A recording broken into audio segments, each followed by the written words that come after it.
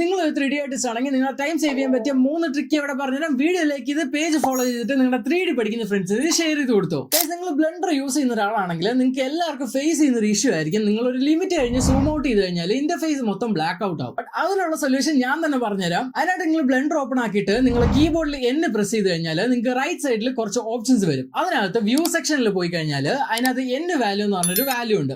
ആ വാല്യൂ നിങ്ങൾ 1000 ആയിരിക്കും കിടക്കുന്നത്. അത് 10,000 അതിൽ മുകളിലോട്ട് ആക്കി കൊടുത്തു കഴിഞ്ഞാൽ നിങ്ങൾക്ക് ഈ പ്രശ്നം സോൾവ് ആയി കിട്ടും. രണ്ടാമത്തെയാണ്, നിങ്ങളിപ്പോൾ റൂം ഇന്റീരിയർ ഒക്കെ ചെയ്യുന്ന ഒരാളാണ്, അല്ലെങ്കിൽ ഒരു വീടിന്റെ ഇന്റീരിയർ ഒക്കെ ചെയ്യുന്ന ഒരാളാണ്, അങ്ങനെ ചെയ്യുന്നത് ഇഷ്ടപ്പെടുന്ന ഒരാളാണെങ്കിൽ നിങ്ങൾക്ക് മെയിൻ ആയിട്ട് വേണ്ട കുറച്ച് എലമെന്റ്സ് ആണല്ലോ. ഫോർ എക്സാമ്പിൾ ഡോറ്, വിൻഡോസ്, ഇങ്ങനത്തെ കാര്യങ്ങളൊക്കെ മെയിൻ ആയിട്ട് വേണ്ട കുറച്ച് കാര്യങ്ങളായിരിക്കും.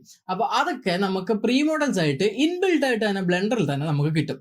സോ അതിനായിട്ട് നിങ്ങൾ നേരെ എഡിറ്റിൽ പ്രിഫറൻസിൽ പോയി കഴിഞ്ഞാൽ ആഡ് ഓൺ സെക്ഷനകത്ത് നിങ്ങൾ ആർക്കി മെഷ് എന്ന് പറഞ്ഞ് സെർച്ച് ചെയ്യുക. ആ ആർക്കി മെഷ് നിങ്ങൾ ഇനേബിൾ ചെയ്ത് കൊടുക്കുക.